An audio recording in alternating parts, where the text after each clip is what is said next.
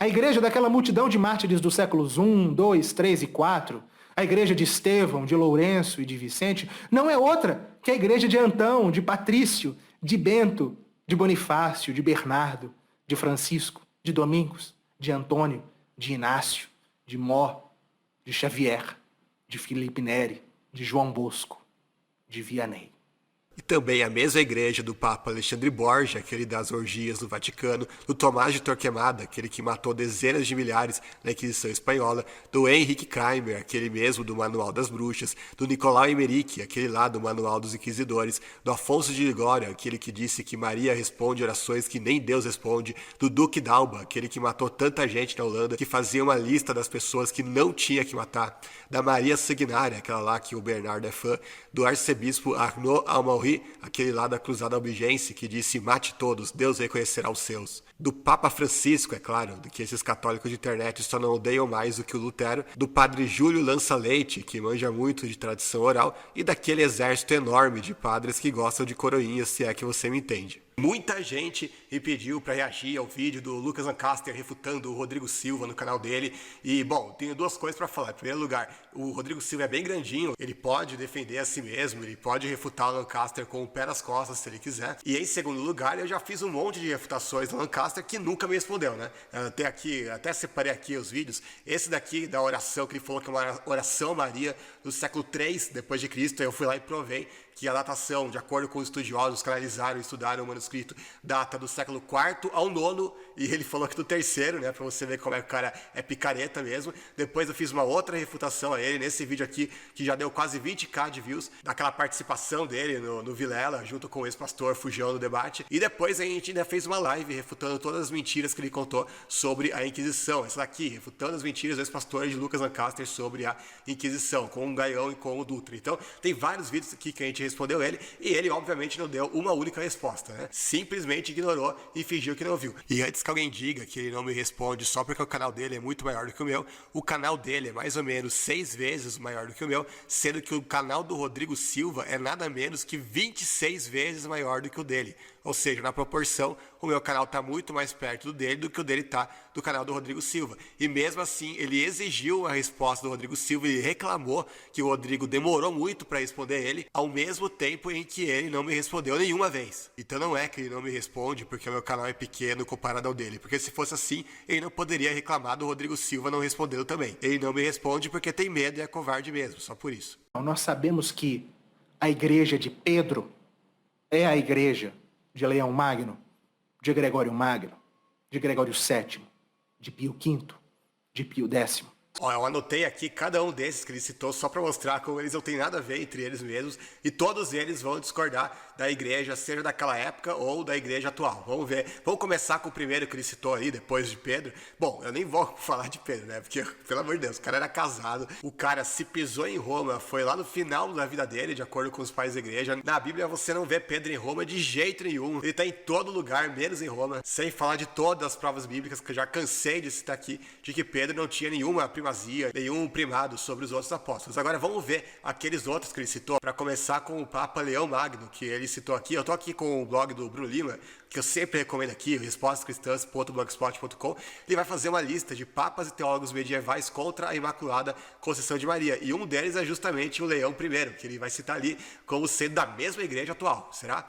Vamos ver, olha o que o Leão vai dizer no sermão 25 dele. Apenas o Senhor Jesus Cristo, entre os filhos dos homens, nasceu imaculado, porque apenas ele foi concebido sem a associação e a concupiscência da carne. E ele também vai dizer no sermão 24, pois a terra da raça humana, a qual no primeiro transgressor foi amaldiçoada, na prole da abençoada Virgem somente produziu uma semente que foi abençoada e livre de culpa. Então veja que curioso, ele não diz que a própria Virgem foi livre de culpa. Ele diz que apenas a prole dela, a semente dela, né, no caso o próprio Senhor Jesus, é que foi livre da culpa. É curioso isso, né? Ele está falando justamente de ser livre de pecado e fala de Maria, mas não diz que Maria foi livre, fala que apenas a semente dela que foi livre, né?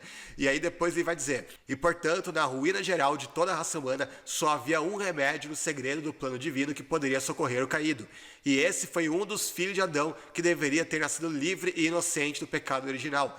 prevalecendo para o resto tanto por seu exemplo e méritos. Ainda mais porque isso não foi permitido pela geração natural, e porque não poderia haver alguma descendência com semente sem defeito, da qual a Escritura diz: quem pode fazer uma coisa pura ser gerada de uma semente impura?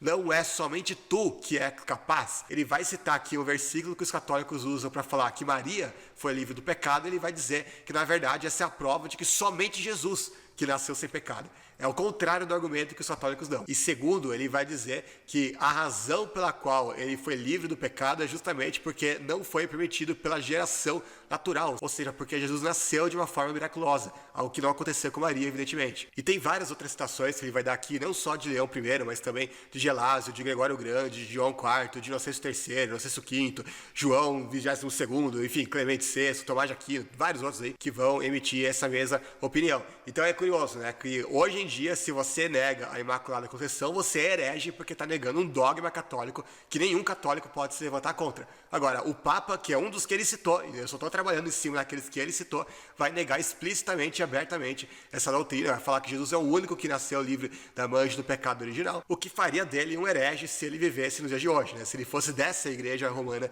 dos nossos dias. Aí o católico vai falar: ah não, Lucas, mas isso não vale, porque naquela época isso ainda não era um dogma, então ainda era discutido, né? Como se uma pessoa só se tornasse herege depois de haver um concílio que batesse martelo em relação a alguma doutrina, né? Então Ário, ele só se tornou herege depois do concílio de Nicéia, e antes disso ninguém era herege, né, da igreja, né? Então é uma coisa um tanto quanto bizarra. Sem falar que o juramento antimodernista vai falar explicitamente que nenhum católico pode crer numa doutrina que não tenha sido sustentada ao longo de toda a história da igreja. E até mesmo o concílio de Trento vai ser explícito em dizer que nenhuma doutrina pode ser decretada contra o consenso unânime dos pais. E aqui a gente vê um caso claro dessas, que é uma doutrina que vai contra todo o consenso unânime da igreja antiga, dos primeiros séculos. Então, se a igreja não pode criar doutrinas do nada que vai contra tudo aquilo que eles pregavam antes, o que explica o fato de até mesmo os papas do passado terem sido contra a Imaculada Conceição de Maria, né? É um problemaço para eles. Mas enfim, vamos seguir agora com o outro que ele mencionou, que foi Gregório Magno. Veja, eu só estou trabalhando em cima daqueles que ele mesmo citou, certo?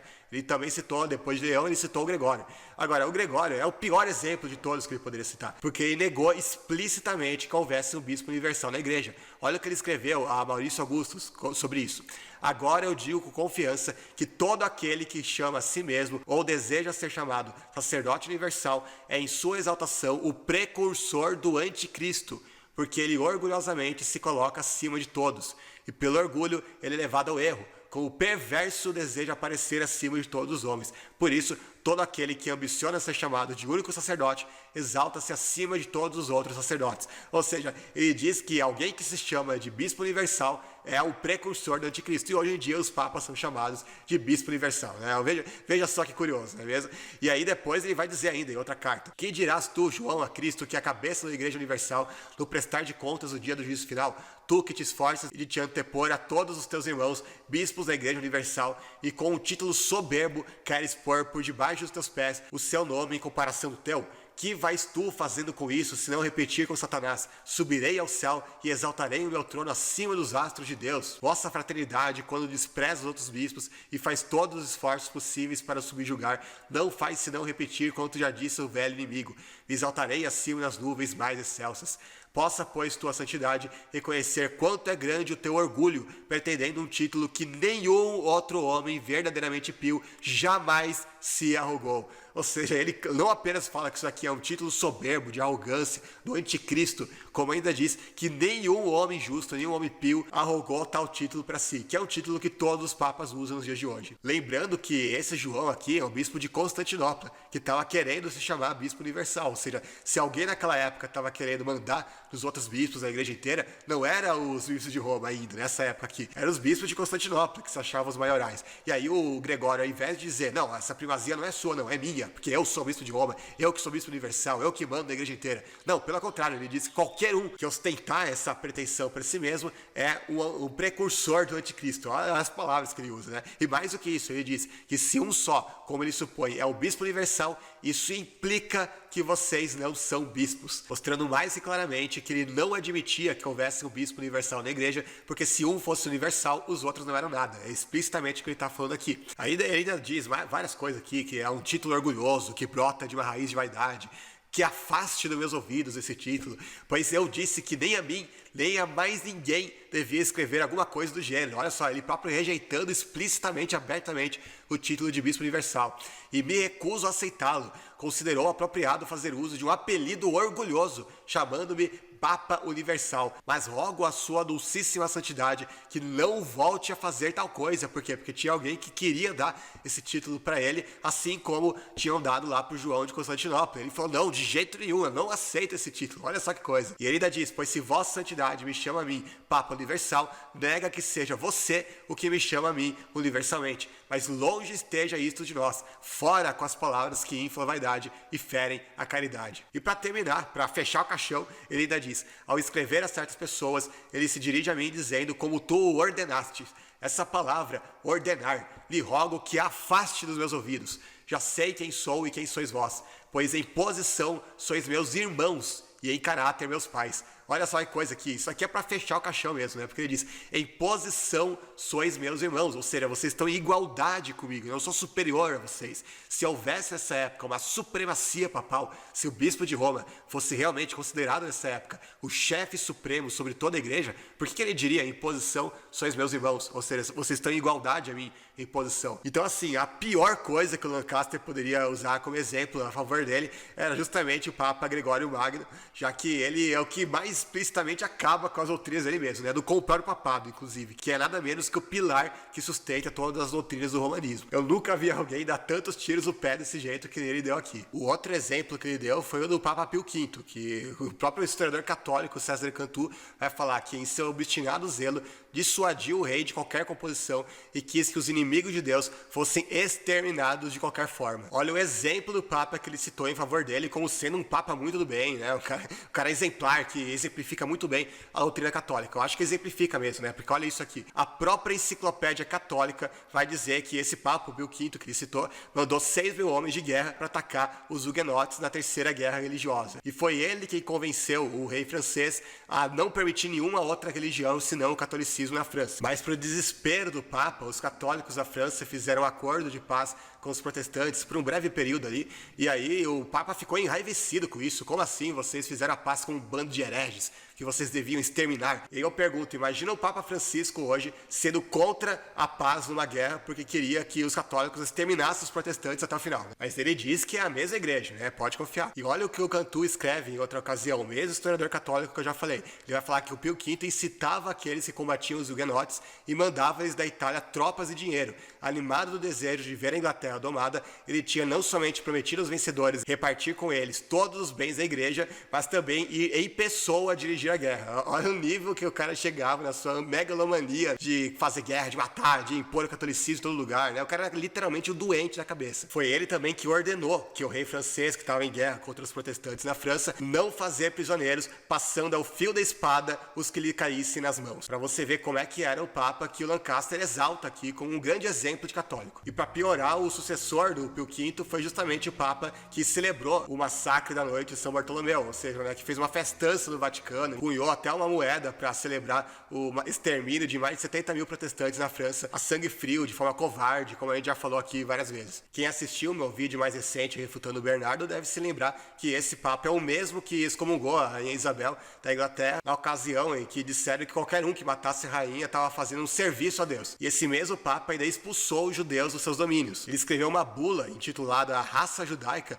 onde ele vai dizer: pela autoridade dessas cartas, ordenamos que todos os judeus de ambos os sexos, dentro de 3 meses após essa publicação, abandonem completamente os limites da nossa jurisdição temporal, cidades, territórios, lugares, casas senhoriais ou empregados temporários, depois do qual os habitantes ou viajantes atuais ou futuros, que de qualquer modo estão em qualquer cidade, território ou lugar da dita jurisdição, até mesmo de senhores ou barões, estarão despidos de todos os seus ativos e destinados ao tesouro debaixo da lei, e serão escravos da Igreja Romana, sendo submetidos à escravidão perpétua, e será concedido concedido à igreja os mesmos direitos sobre eles que outros senhores têm sobre os seus servos e posses. E depois ele vai dizer que será imediatamente reduzida a escravidão perpétua com o servo da mencionada igreja, a qual nós também lhes informamos que iremos impor penalidades mais sérias em sua servidão, de modo que com o seu exemplo os outros aprendam o que significa não ter cuidado com as nossas proibições. Olha o que o Papa Pio V, o mesmo que ele exaltou aqui, que ele está exaltando no vídeo dele, vai falar dos judeus. Ele não apenas expulsou os judeus do território deles, como ainda vai escravizar eles, né? E ainda vai ter católico que fala que a igreja nunca foi a favor da escravidão, né?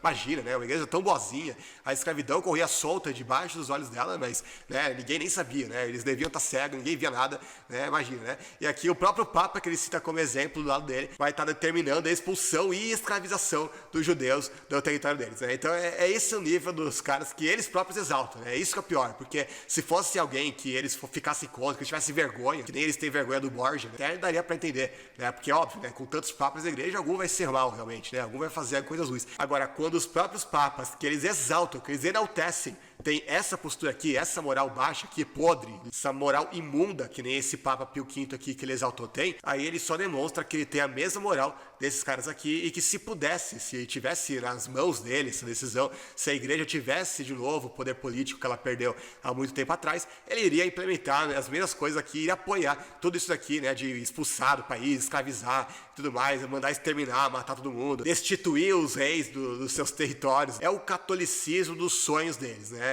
Eles têm essa tara por esse catolicismo que já não existe mais, né? Não é à toa que ele vai escolher esses nomes aqui, desses papas a dedo, para exaltá-los, porque eles representam muito bem o tipo de catolicismo que felizmente já não existe mais, uma igreja que já morreu há muito tempo, que foi substituída por uma outra igreja, e os sete vacantistas pelo menos são mais honestos em reconhecer isso, mas que esses saudosistas aí de meia tigela, eles ainda vivem de luto por essa igreja e querem que essa igreja volte, triunfante, que nem ele diz, para pisar em cima dos hereges, esmagar todo mundo, para assassinar, exterminar, escravizar e tudo mais, que nem nos bons e velhos tempos. E o outro que ele citou foi o Pio X, o Pio X, que é o autor dessa encíclica aqui, que você pode ver no site oficial do Vaticano, que eu baixei e coloquei lá em PDF, só para vocês verem algumas citações que diz essa encíclica, para você comparar com aquilo que os papas dizem hoje, ou aquilo que o Papa Francisco fala hoje. Ele escreveu essa encíclica justamente para condenar os erros dos modernistas. E entre as muitas aberrações que ele diz ali, ele vai dizer: por orgulho, os modernistas repelem toda a sujeição e afirmam que a autoridade deve aliar-se com a liberdade. Olha que coisa terrível. A autoridade se aliar com a liberdade. Nossa, uma coisa assim, realmente, onde já se viu a autoridade permitir a liberdade. Uma coisa assim, inaceitável realmente. Agora presta atenção que ele está elencando os erros dos modernistas. Ou seja, isso aqui é uma tese condenada deles. Não é uma coisa que ele está aprovando, é uma coisa que ele está condenando pelo contexto. Olha o que ele vai dizer. Visto, pois, que o magistério, afinal de contas, não é mais do que um produto das consciências individuais, só para cômodo das mesmas consciências lhe é atribuído ofício público, resulta necessariamente que ele depende dessas consciências e, por conseguinte, deve inclinar-se a formas democráticas. Veja que ele está condenando isso daqui que os modernistas dizem. Ele continua: proibir, portanto, que as consciências dos indivíduos manifestem publicamente as suas necessidades e impedir a crítica ao caminho que leva o dogma a necessárias evoluções não é fazer uso de um poder dado para o bem público, mas abusar dele. Aqui, de uma vez só, ele está condenando que se deva inclinar-se a formas democráticas e também a livre consciência, que os indivíduos devam manifestar publicamente as suas necessidades. Então, para ele, não. Para ele, ninguém pode ter liberdade de consciência para criticar nada, muito menos para apoiar a democracia. Isso daí é o maior absurdo, né? Não é à toa que os papas foram os maiores apoiadores dos regimes fascistas ali, da Itália, do Mussolini, de Portugal, do Salazar, da Espanha, do General Franco. A igreja sempre foi o braço direito desses regimes fascistas, porque ela era a inimiga número 1 da democracia. Os próprios estados papais, enquanto existiram, sempre foram ditaduras absolutistas. O povo ali não tinha liberdade para nada. Só tinha que calar a boca e se obedecer ao Papa para não ser escravizado por ele. E para terminar, mais uma citação das teses que ele está condenando do modernismo. Vamos lá. Nos tempos que correm, o sentimento de liberdade atingiu seu pleno desenvolvimento. No Estado civil, a consciência pública quis um regime popular, mas a consciência do homem, assim como a vida, é uma só. Se, pois, a autoridade da igreja não quer suscitar e manter uma intestina guerra nas consciências humanas, há também mister curvar-se a formas democráticas. Tanto mais que, se não o quiser, a hecatombe será iminente. Loucura seria crer que o vivo sentimento de liberdade, ora dominante, retroceda.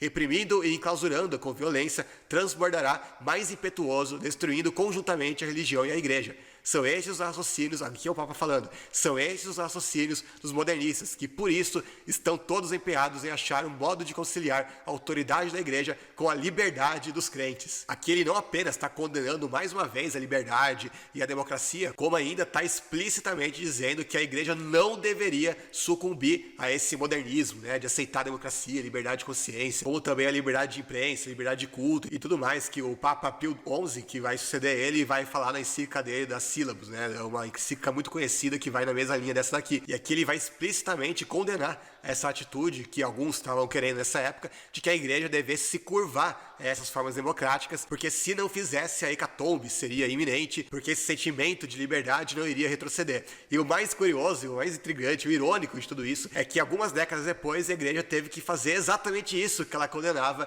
aqui abertamente, explicitamente, nesse documento e em tantos outros. No Concílio Vaticano II, a igreja vai realmente retroceder e curvar-se a essas formas democráticas, fazer tudo aquilo que ela condenava nessa época. Inclusive o Papa Francisco diz hoje que todas as religiões levam a Deus, que não existe religião melhor ou mais verdadeira do que outra. E o próprio catecismo da Igreja Católica vai falar que os católicos adoram o mesmo Deus dos muçulmanos, vai falar que os protestantes atuais não são acusados do pecado de divisão, vai falar que nós somos legitimamente honrados com o nome de cristãos, que estamos incorporados em Cristo por meio do batismo, e colocaram até uma estátua gigantesca de Lutero no Vaticano, fizeram um selo comemorativo em homenagem à reforma, dos 500 anos da reforma protestante, fizeram cultos ecumênicos com luteranos e também de outras denominações, enfim, né, você percebe que a igreja ela se curvou totalmente a isso aqui que ela condenava aqui. Nessa época ela condenava até a liberdade de culto. Simplesmente o fato de existir igrejas protestantes já era condenado por esses papas aqui nessa época. Que dirá então da democracia, né, e tudo mais. Eles tinham horror, eles tinham pavor a isso. Mas com o passar do tempo eles viram que os modernistas tinham razão. Que se a igreja não se curvasse a essas formas democráticas, ela iria perder fiéis a rodo, iria ficar eternamente rotulada como uma igreja obscurantista, então ela teve que ceder, teve que recuar, e hoje virou o que virou, né? Exatamente tudo aquilo que eles condenavam nessa época aqui. Não é por acaso que ele não citou nenhum papa moderno no discurso dele ali. Não é por acaso que nenhum papa após o Concílio Vaticano II foi sequer lembrado por ele. Porque se a ideia dele era dizer que os papas atuais são da mesma igreja dos papas antigos, por que será que ele se esqueceu de citar o Papa Francisco, né? Que é o Papa atual, né? Que curioso isso, né? No mínimo para se pensar. E a resposta é muito simples, porque ele sabe que a igreja atual, que os papas atuais não pregam a mesma coisa dos papas do passado. Então ele tem aquele fetiche, aquela coisa doentia por esses papas aqui do passado, porque esses papas sim refletem o tipo de catolicismo romano que essa corja aqui defende, ou seja, o pior tipo de igreja do pior tipo de papa possível. Felizmente nem todos os católicos são assim, felizmente a maioria dos católicos vão concordar com as visões que a igreja tem hoje, não com as visões desses papas do passado, mas é aquilo que eu falei, na cabeça de gente como Lancaster, papa bom eram os papas do passado, os papas que mandavam matar, os papas que mandavam escravizar, os papas que condenavam o mundo moderno, os papas que atacavam a democracia, que atacavam a liberdade de culto, a liberdade de consciência, os papas que enalteciam a Inquisição e usavam ela para caçar os hereges e não os que pediram desculpas por ela. Enfim, é isso, é essa a visão saudosista e nostálgica que esse tipo de católico, que é o pior tipo que tem, defende até hoje. E isso é justamente para vocês verem a ironia da coisa, porque ele estava citando aquilo ali como um exemplo para mostrar a continuidade da igreja, para falar que é a mesma igreja ao longo dos séculos, sendo que a própria omissão dele, dos papas modernos, é a melhor prova que existe de que não é a mesma igreja, porque não são os mesmos papas, não é a mesma doutrina, não é o mesmo ensino, não é a mesma ideologia que eles têm na cabeça. Assim como os papas ali da Idade Média não tinham absolutamente nada a ver com Pedro, os papas atuais, pós-Concílio Vaticano II para cá, não tem nada a ver com os papas anteriores ao Concílio Vaticano II, os papas dessa época aqui, que ele tanto faz questão de lembrar e de enaltecer. Ou seja, os exemplos que ele dá para pregar a continuidade da igreja, da mesma igreja há 2000 anos, é justamente aquilo que refuta a tese dele de que essa igreja seja realmente a mesma há 2000 anos. Isso que eu chamo de tiro no pé. E eu tava quase me esquecendo de citar o Gregório VII, que foi outro que ele mencionou ali na listinha que ele fez. Olha que esse papa aqui, que é um papa que reinou ali um pouco depois do cisma do Oriente, olha aquilo que ele fez um memorando, e olha o que ele vai dizer nesse memorando. Só ele, referindo-se ao papa, pode absolver ou depor os bispos. Com respeito aos que forem excomungados por ele, não se pode, entre outras coisas, habitar sobre o mesmo teto. Sendo que na história da igreja a gente vê um monte de gente que o Papa excomungou e ninguém tava nem aí, né? Pelo contrário, né? Teve gente que excomungou o Papa, né? Teve gente que condenou o Papa, inclusive, né? O Papa Honório, num concílio ecumênico, foi tratado como herege e anátema, pra você ter uma ideia. Mas aqui ele tem uma visão completamente diferente de um Papa que é completamente intocável, né? Ele continua: lhe está permitido depor os imperadores. Imagina o Papa Francisco no dia de hoje: ó, eu tô gostando aqui desse Milley aqui. Pode sair aí, pode sair. Vou colocar aqui um católico aí dos bons aí no lugar, né? Imagina ele fazendo uma coisa dessas de hoje, né? O Donald Trump já não gosta de você, né? Pode sair, sai daqui, coloca aí outra aí no lugar. É literalmente isso que o Papa defendia aqui nesse memorando dele. Nenhum sínodo geral pode ser convocado sem a sua ordem. Esse daqui, se não for o mais bizarro, é pelo menos o que mais avilta contra a história, de fato. Porque nenhum concílio ecumênico na história da igreja, se pega todos aqueles 7 lá antes do cisma, nenhum deles foi convocado e muito menos presidido por um Papa. Pior, nenhum Papa sequer estava pessoalmente presente nesses concílios. Quase todos os membros desses concílios aí, era tipo 98, 99% todo mundo do Oriente, né? O Ocidente estava pouquíssimo representado. Teve concílio ecumênico, inclusive, que se reuniu contra a vontade expressa do Papa, para você ter uma ideia. E outro, como eu já falei, que condenou o próprio Papa. Então é para você ter uma ideia, né, de como essa sentença aqui vai contrariar frontalmente a própria história da igreja, os próprios concílios de fato, né? E aí ele continua: nenhum texto, nem nenhum livro pode tomar um valor canônico à margem da sua autoridade. Sua sentença não deve ser reformulada por ninguém e só ele pode reformar as sentenças de todos os demais. Não pode ser julgado por ninguém. A Igreja Romana não erra e não errará jamais. E isso está de acordo com a Sagrada Escritura. Está nada, né? Você pega a própria carta de Paulo aos Romanos, ele fala: não se orgulhe, mas tema, tome cuidado, porque se Deus não poupou os amos naturais, ele pode não poupar vocês também. Então é o contrário daquilo que ele diz aqui. E aí ele continua: o pontífice romano, canonicamente ordenado, se faz duplamente santo, graças aos méritos do bem-aventurado Pedro. O Alexandre Borgia, lá com as orgias dele no Vaticano, também devia ser duplamente santo, né?